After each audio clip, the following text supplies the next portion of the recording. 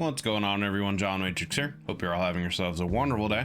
We're going to be jumping back to some more SCP universe with some more of the When Day Breaks series on Mr. Illustrated's channel here. We're going to be checking out When Day Breaks SCP-179, again, as I said, by Mr. Illustrated. Links will be down below in the description to the original video without my commentary and reaction, and to Mr. Illustrated's channel. If you enjoy this video as we go through it, give it a like. And if you enjoy Mr. Illustrated's content and you're not already subbed to the man, go over there and hit that sub button on his channel. He makes a lot of great content, does a lot of great work with illustrating and animating a lot of these SCP articles. So he definitely deserves some of the love. If you'd like to join us when we do these reactions live, there is a join button underneath the video, as well as a link in the description to the YouTube membership benefits and tiers that I offer. If you've been around the channel for a while and decide you want to take your support to the next level, check those out.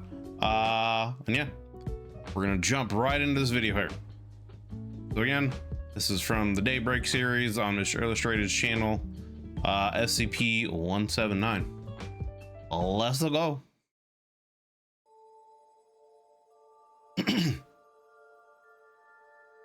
Terminal 3 transmission recording from researcher Aaron Murphy.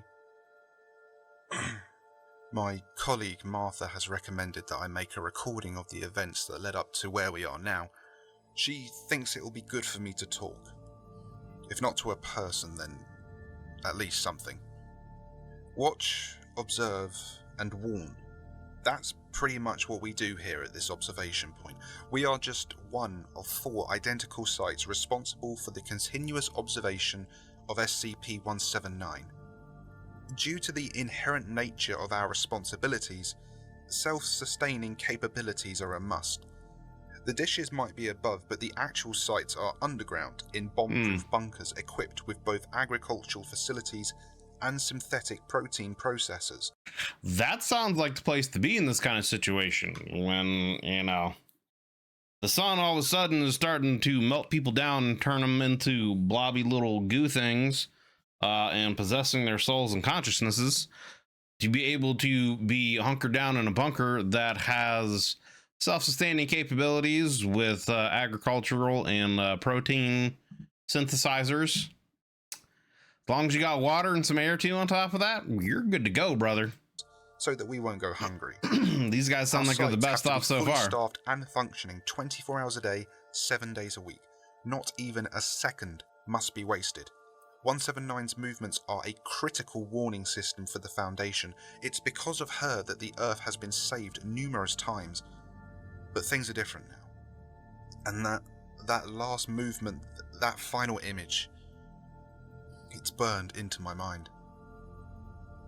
I was on watch duty along with several other colleagues. Our main satellite relayed a crystal clear image of 179, her arm still pointed at that blasted storm on Jupiter.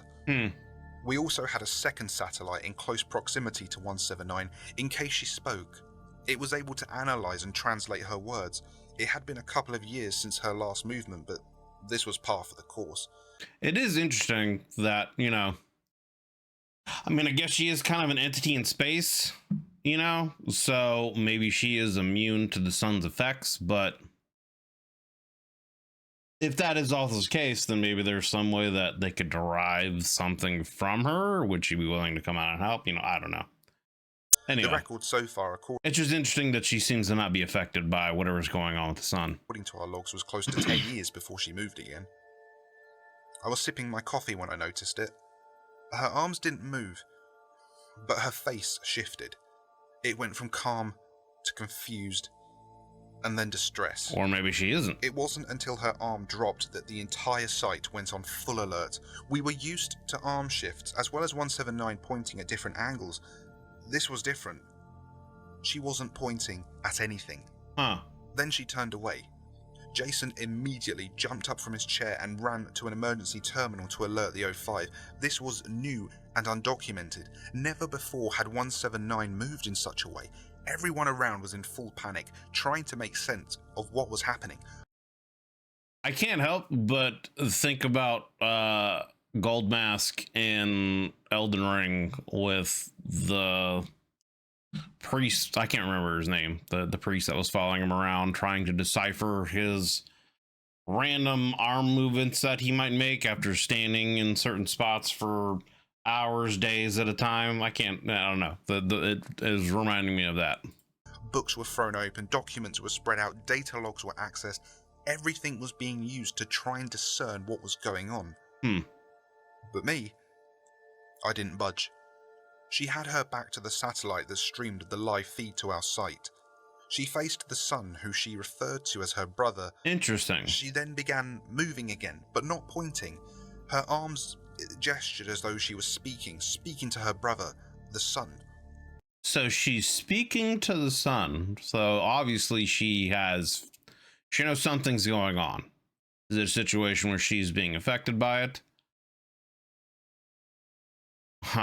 And so if the son is her brother, or at least maybe the entity that's in the sun. Interesting. I didn't consider myself a leader or anyone special with authority, but I felt this needed full attention. I raised a hand and yelled, "Everyone!" The chaos around me froze. Silence filled the room, and everyone was now watching the live feed. They could see exactly what I was seeing. It's like she's trying to talk the sun down from obviously doing something, and what that something is, I would assume, is what's currently going on. Jason was still talking, relaying information to the O5. 179's gestures became more erratic, almost as if she was arguing. Right. Her fists clenched up. To me, it seemed that she was shouting at the sun. This went on for a few more minutes before she stopped moving. Her head hung low, as though to indicate she had lost this argument. Then she turned. So yeah, it seems like the sun had decided a course of action that was going to take. She tried to argue against it. He went with it anyway, and now she's warning that the sun is gonna be a problem. Which is like, what do you do, right? What are you supposed to do against that? Turned back to the camera, still not looking up. The entire site gasped when she raised an arm and pointed at the sun. She raised her head to face the satellite, and I could see the pain etched on her face. There was no question as to what this meant. SCP-179 now regarded the sun itself, her brother, as a threat to humanity. I'll never forget what I saw next.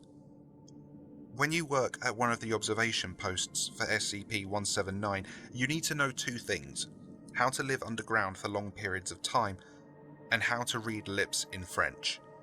What? Thankfully, What? I was scared. What? I can get the live underground or read lips in French. Does she speak French? That's kind of random if that's the case, I guess. Maybe French is actually some kind of celestial language. Okay. Skilled in both. 179 moved her lips to form one single word, a word now entirely necessary for the plight we find ourselves in. Cacher. Hide. Damn. She began stringing several sentences. Can you imagine that, though? Again, like, you're an observation person, you work for the SCP Foundation. Your entire job is to observe this entity in space for early warnings, threats coming from, extraterrestrial sources, and you see this scenario play out. You see her turn to the sun, seemingly having an argument with her, I guess, brother, whatever the sun is, or the entity that's in it. She then turns and points to the sun, regarding it as an enemy of humanity, and says, "Hide." That would be extremely terrifying. Extremely terrifying.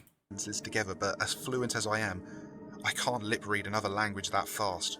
It would take another 13 minutes before the translation would come through, so all we had for the time being was that one word. And I think, it takes 8 minutes for light to travel from the sun here, so Hide. would have already started, I guess, by that time. Once she finished her last sentence, she dropped her head and her arm. What the sun is killing her now? Damn, he turned on everything. And curled up into a ball. And then it hit her. She burned a fierce orange as the sun's light scorched her. She just... it's hard to describe. She just What came the apart. fuck? like dry sand being thrown in the air. 1 minute she was there, and then she was gone, reduced to a cloud of dust and particles.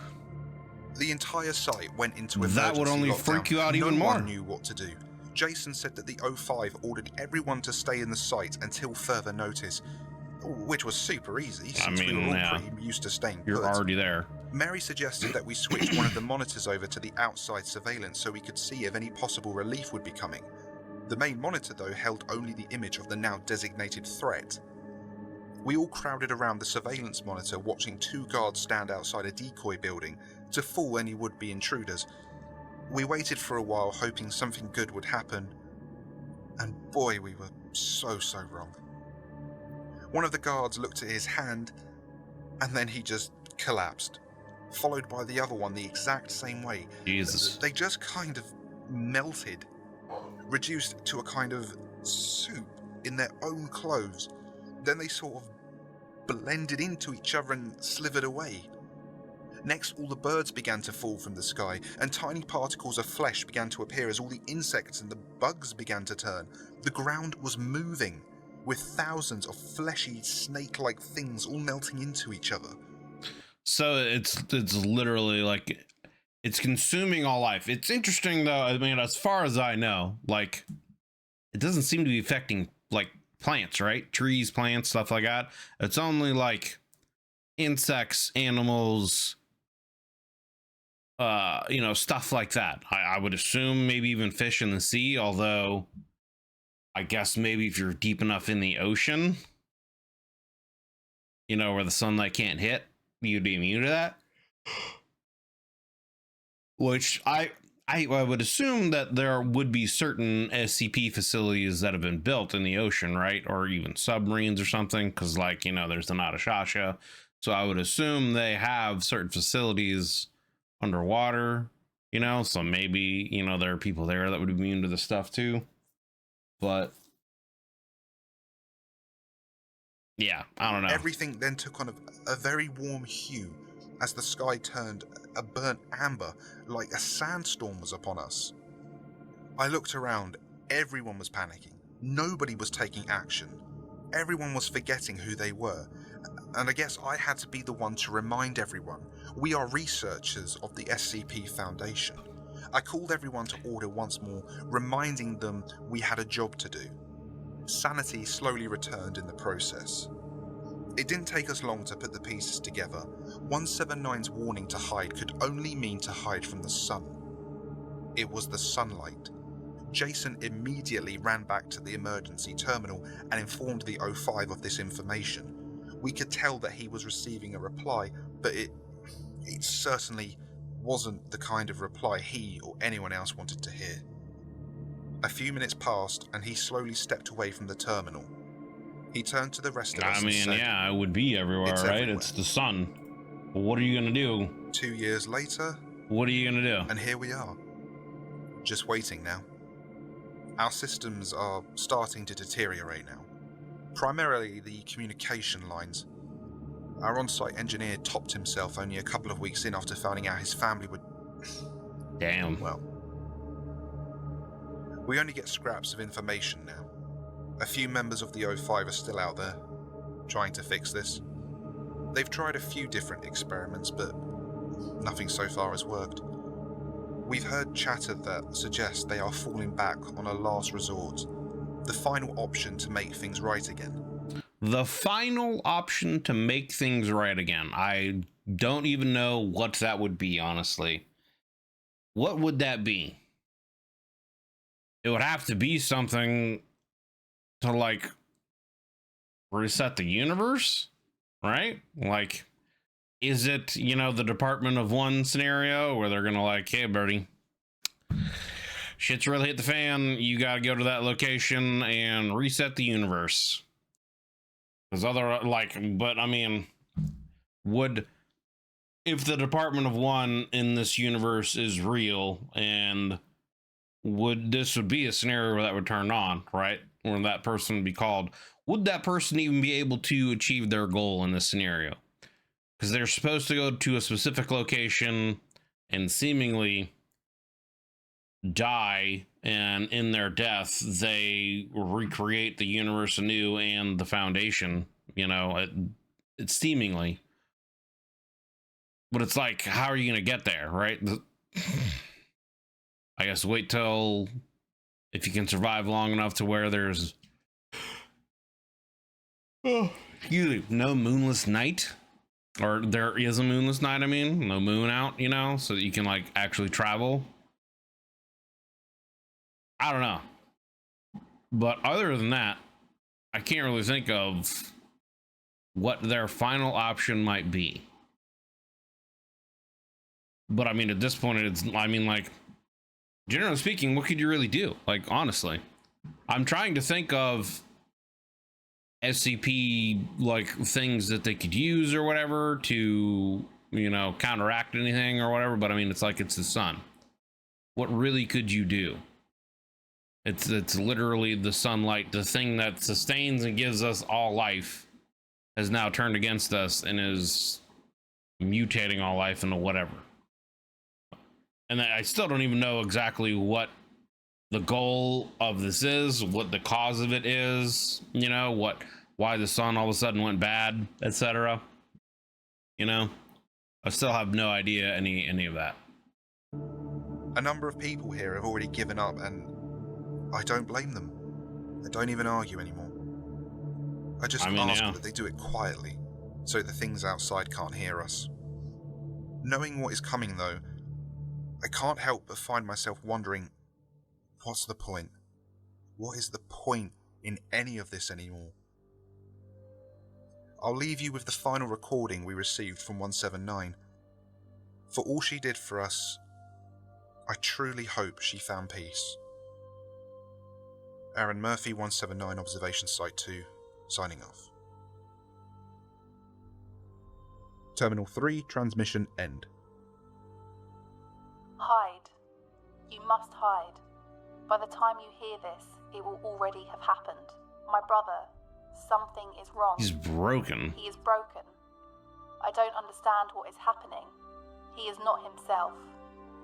The ripples I once saw in the wake of the approaching monsters are gone, diminished by the waves coming from Zoel. Diminished by the waves coming from Zoel. Huh. That name doesn't sound familiar. I cannot stop this, and neither can you. You must hide. Stay away from my brother's light. It will corrupt you. It will corrupt all life. And not just here, but every world. Every world that can see him will see his light and feel his rage. I have failed the others, and I have failed you, and I have failed our home. I'm sorry.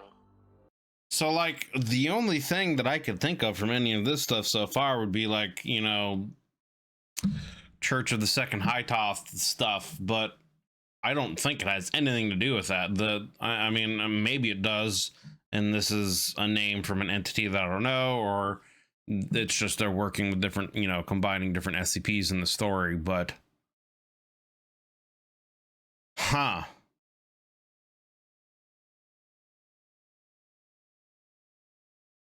Because, like, I wonder if whatever being is in the sun, he is one of, like, different, like, are there star entities throughout the galaxy and all of them are turning? You know, because it says the ripples I once saw in the wake of the approaching monsters are gone, diminished by the waves coming from sail. So, like, it sounds like there's other star entities, you know, potentially out there, and maybe one of them corrupted our sun somehow, and it could be doing this throughout the galaxy. I don't know. Interesting.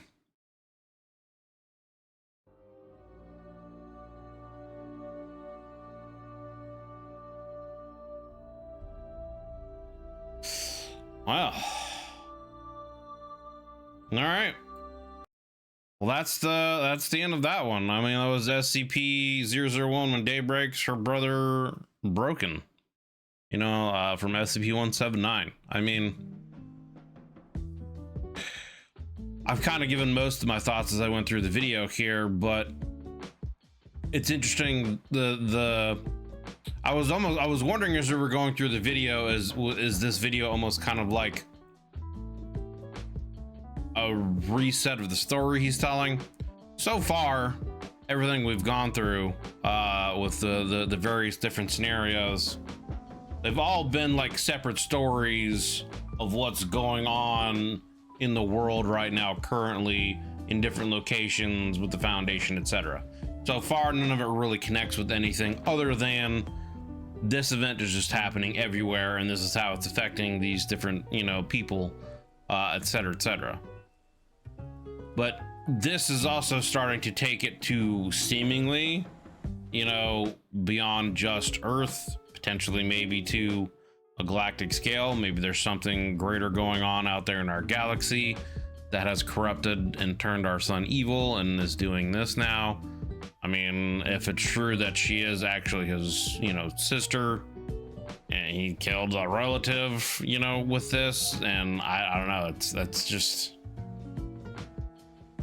intriguing. It's just intriguing and bringing up more questions of what is really going on, because there really still haven't been a whole lot of answers as to why this is happening, what's caused it, etc. But this, I guess, is starting to kind of give us our first clue. But like, what does that line at the end, the ripples I once saw in the wake of the approaching monsters are gone. The ripples I once saw in the wake of the approaching monsters are now gone. So it's almost like she could see, she's been an early warning system for the SCP Foundation, pointing out different threats coming towards us from space. So she once saw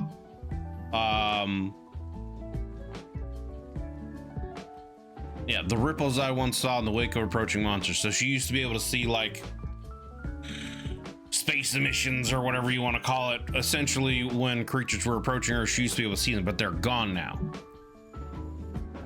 Diminished by the waves coming from Sail. So maybe that's her brother, and it's essentially her saying that the sun's light has destroyed any and all creatures coming from outside of our solar system, you know? But again, it's like, what caused this? What caused him to go angry, spark this rage, and then now is just turning all life to whatever, you know? That's still the big question. And I guess maybe as we go along, we'll find out. But this video has at least given us some kind of clue as to a little bit more of what's going on. Interesting. I'm eager to learn more and see what hopefully I can actually get some of the answers from the stuff. But yeah, that was When Day Breaks, SCP-179 by Mr. Illustrated. Links will be down below in the description, as always, to the original video without my commentary and reaction, and to Mr. Illustrated channel. Please do me a favor, if you enjoyed this video, go over to his channel, click that link down below, give it a like, and if you're not already subbed to the man and you enjoy his content, you know, hit that sub button on his channel, show him some love.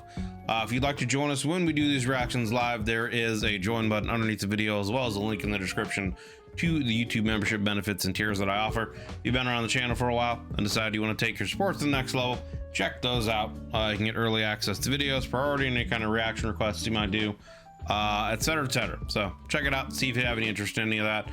Thank you for watching. Appreciate you taking the time to do so. If you enjoyed this video, consider leaving a like and a sub, as it helps me and the channel grow. And we'll see you guys in the next one. Have yourselves a wonderful night, everyone.